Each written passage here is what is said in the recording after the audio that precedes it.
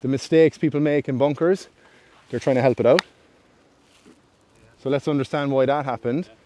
And again, let's just look at the divot. So if I help it out, that's fine. There's no contact with the sand. So let's look at it like this. And let's all understand how a thin bunker shot happens. Right? There's no low point at all. You have moved back to try and help it up your low points back here. If at all. Okay? That is a thin bunker shot. A heavy bunker shot is too much knee drive. Right? My low point is back here. Right, let's go back to this. Let's go back to this feel here. Right? Club passing club head passing the butt of the club. Right? That's number one. And my belt buckle number two. Right? Club head. Okay? Grand, little bit. You can do. I don't necessarily. So let's do two of them. So this is me cutting across it. Right? So there's a big difference in the elevation, right? And this is me, you get more sand here. Let's say with a kind of a draw feel. So shit shot, I did say I'd hit a few shit shots. One sec. One sec. That's grand. What's that? I'll go out there as well. So I think whether I suppose to answer the question, I don't cut across it. I don't think there's a need. I think you can be square with a bunker shot. I think the big thing is the amount of speed that one needs. I like to play them a little bit open, but I like to do loads of this, like letting the club. And again, whoever practices just the divot pattern in a bunker, like that is lovely practice. Another great drill, line in front. You're trying to get the sand in front of the line. Just moving that way, that way. Like they're lovely divots. And if I replicate that divot, so I'm just sliding the club under. And in that sort of bunker shot, are you sticking with the 60 or are you going out to 50 more? You can, depending on, you know, if I was playing down there, I'd go back a club for sure, like, you know. But I like to stick with the same technique. And again, slight misconception in sand. And I've no problem, you know, I'll do plug lies there in a second, but the slight misconception is there needs to be loads of speed. There really doesn't if we have the technique correct. That we're letting the club slide and we're turning your belt. Similar enough to that shot there. Is that all right? Yeah.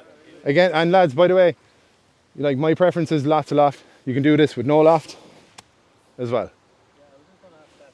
You seem to open the club face. Yeah, I just. Dramatically now compared to what I would do. Yeah. Right. It's the same. It's just a preference for me, but yes. you don't have to. You can do the same thing. I think it's just what you like. You know what I mean? But it's the same kind of principle. Peter, do you have one where you just need to get it out a yard, right? So Yeah. really short side your shot. Yeah. You, like this type of shot. yeah. Okay. Are you shorter backswing or are you slower through? Slower through it. That's my preference. But this is where we need to be super clear. Slower through it, yet still accelerating. Do you know what I mean? I'm not a fan of I don't like short at all in a bunker. I think it has to be, I think sometimes you can rob yourself of flow. So obviously like that pin there is a longer backswing. This pin is a shorter backswing, but it's like taking off a little bit of the speed, yet I'm still accelerating through the shot. Do you know what I mean? But it's still sticking with, you know, back to our drill. This is my drill for that bunker. Still accelerating, still accelerating, still accelerating. But my low point is in front of that line. Yeah? Very bad lie. Trying to get out. Very bad lie. Like a plug lie? Friday. Okay. So obviously the main thing here is we need to get it out, right? If I do it there, that's more of like a golf course lie. Is that all right? Happy with that? That's actually not that bad. Like the way I always think, so we're back from toe, I'm really on the heel here now. So I'm trying to get the heel into the ground and keep it there. Who asked me about this a minute ago? This is a no-no then. So we're keeping the face open, not rotating. And literally I'll try and get as steep as I can and throw the club under it. But understand, it's trying to get it. Oh, lads, that was a great result, right? Fuck's sake. I'm inside, I'm fucking delighted with that. But again, right, just understanding the way the wedge and the club works, right? So we know now that obviously around the green there, if we need a little bit of insurance or a bit of calmness, you know, we're getting in here. This is the opposite. It's rare, but they do happen. Again, what do people try and do? Help it out, and it's just there, like. So it's understanding it's this part of the club we're going for. We are staying left. To show you in a practice, it's not one of these. You know what I mean? So staying down on it.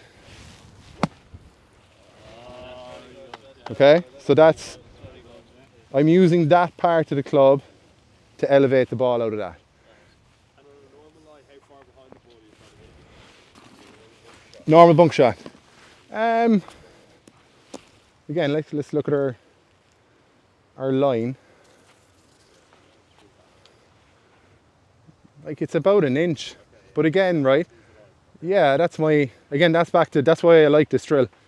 You know, I like to, if I can get it in front of the line, replicate that, it just allows me to feel it. So you can see then, yeah, it's about an inch, you know. All I was trying to do tonight is give the group like a little bit of it, either a system or some insurance under the gun that you can kind of talk about as a group, you know what I mean?